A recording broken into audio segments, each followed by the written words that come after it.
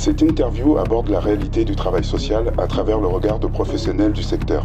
Elle met en lumière un paradoxe souvent évoqué, celui d'un métier fondé sur l'aide, la solidarité et l'accompagnement des personnes en difficulté, mais exercé dans un contexte de fortes contraintes économiques et organisationnelles.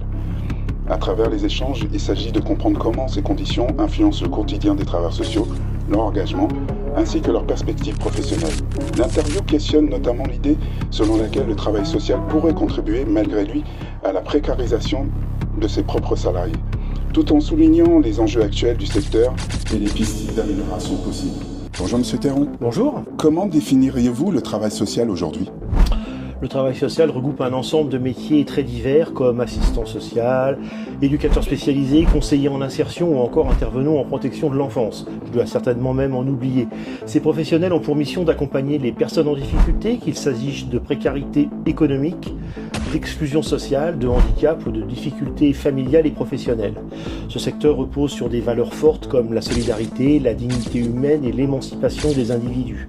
Les travailleurs sociaux jouent un rôle essentiel d'interface entre les institutions et les usagers, tout en apportant un soutien concret dans les situations de vie parfois très complexes. Cependant, ce domaine est aujourd'hui confronté à de nombreuses contraintes, notamment le manque de moyens, l'augmentation des besoins sociaux, la surcharge de travail et des réorganisations fréquentes des politiques publiques. Vous parlez que le travail social serait une fabrique de salariés paupérisés. Qu'en pensez-vous ? Cette expression est volontairement provocatrice car elle met en lumière une réalité ambivalente. Le travail social a pour objectif de lutter contre les inégalités et la précarité, mais il est lui-même touché par ces phénomènes. De nombreux professionnels exercent avec des salaires relativement faibles au regard de leur niveau de qualification, par exemple souvent Bac+3 ou Bac+5. À cela s'ajoutent parfois des contrats précaires, des temps partiels subis ou des remplacements fréquents selon les structures. Il faut aussi prendre en compte la charge émotionnelle importante liée à l'exposition quotidienne et à des situations difficiles comme la violence, la détresse sociale ou les ruptures familiales.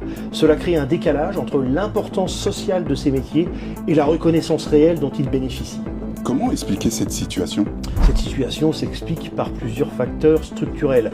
Les politiques publiques de maîtrise des dépenses ont entraîné une pression importante sur les budgets alloués au secteur social et médico-social. Par ailleurs, le développement des appels à projets met en concurrence les structures, ce qui fragilise leur stabilité financière et rend leur fonctionnement plus incertain. On observe également une évolution vers une gestion inspirée du secteur privé, avec des exigences de performance, de résultats et de reporting qui peuvent entrer en tension avec la logique d'accompagnement humain. Enfin, les besoins sociaux augmentent fortement, ce qui accentue la pression sur des équipes déjà limitées en effectifs.